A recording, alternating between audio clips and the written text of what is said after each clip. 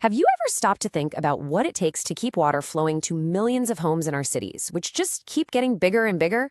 Well, the answer, and you're not going to believe this, might actually be hidden in a 19th century electrical engineering textbook. Yeah, you heard that right. It's a wild story, so let's get into it. So picture this. Right under our feet, beneath all the concrete and steel, there's this vast invisible world of pipes and pumps. We call them water distribution networks, and they're basically the circulatory system for our cities, and they are under constant, intense pressure to expand. And that right there is the million-dollar question for civil engineers.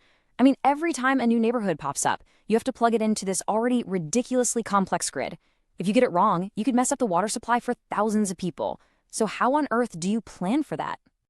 To really get why the solution is so cool, you first have to appreciate the sheer scale of the puzzle that engineers are trying to solve every single day. Just think about it for a second. A city's water network can have thousands of pipes, countless junctions, all interconnected. So to figure out what happens when you add just one more section, well, you have to run these mind-bogglingly complex computer simulations. It takes forever, it costs a ton of money, and it really, really slows things down. But what if there was a shortcut, a clever little trick, discovered long before computers were even a glimmer in someone's eye, that could just simplify the whole mess? Okay, so let's hop in a time machine back to the 1880s. A French telegraph engineer named Léon Thévenin comes up with this absolutely brilliant theorem. He basically says, no matter how ridiculously complicated an electrical circuit is, if you're just looking at 2 points, you can treat the whole thing as if it's just one power source and one resistor. It's an incredible, almost magical simplification. And this is where the light bulb really goes off. Researchers at the Indian Institute of Technology, Madras, asked this amazing question. Wait a second, could this old rule for electricity actually work for water networks? The trick, the real genius of it, was finding the right analogy. Basically translating the language of electricity into the language of hydraulics. And when you see the parallels, it's just so elegant.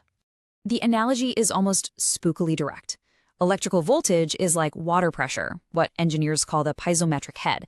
It's the energy in the system. The electric current flowing through a wire, that's the same as the water's flow rate. And just like a resistor slows down electricity, the friction inside a pipe creates resistance to the water. See?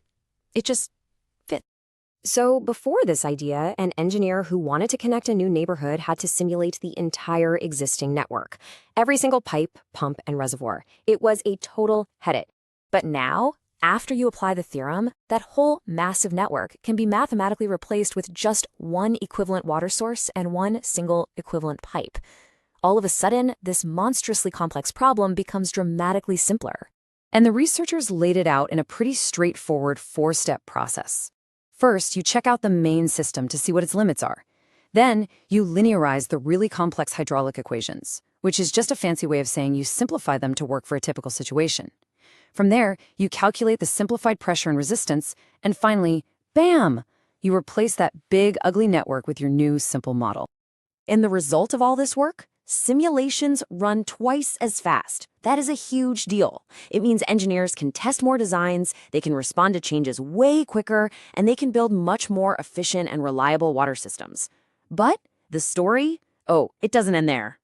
Because at the same time this incredible idea was jumping across disciplines, from electricity to water, historians of science were uncovering a little plot twist in its own origin story. So it turns out the timeline is a bit more complicated than it looks. Way back in 1853, that's a full 30 years before Thévenin, this legendary German scientist, Hermann von Helmholtz, had already published the exact same principle. Thévenin just rediscovered it completely independently, and for decades nobody put 2 and 2 together. It wasn't until 1950 that a professor named H.F. Meyer finally pointed it out. So here they are. On the right, we have Léon Thévenin, the brilliant engineer who gave the theorem its famous name. And on the left, Hermann von Helmholtz, one of the absolute giants of 19th century science, who actually thought of the whole thing first.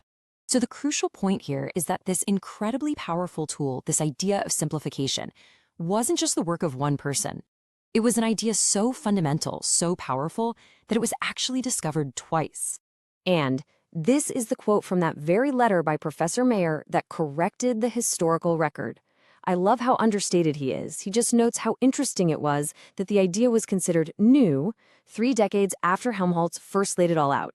It's a perfect example of how great ideas can sometimes get lost and then found all over again. So, what have we got? We've got a 170-year-old idea, rediscovered, that cross-disciplines to solve a 21st century problem.